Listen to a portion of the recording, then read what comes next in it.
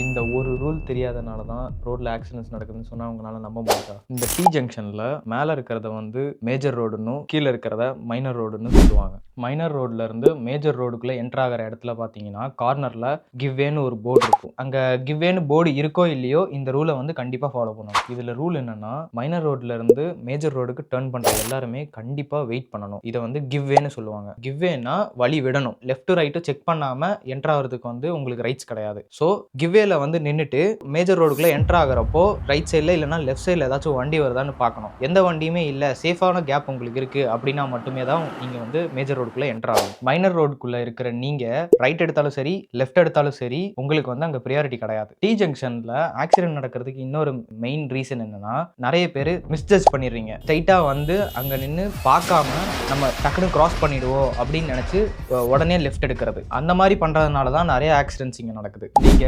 கிவ்வேங்கிற ஒரு ரூலை மட்டும் கரெக்டா ஃபாலோ பண்றதுனால நிறைய ஆக்சிடென்ட்ஸ்ல இருந்து நீங்க தப்பிக்கலாம். கிவ்வேனா என்னன்னே தெரியாத உங்க ஃப்ரெண்ட்ஸுக்கு ஷேர் பண்ணி விடுங்க இதை.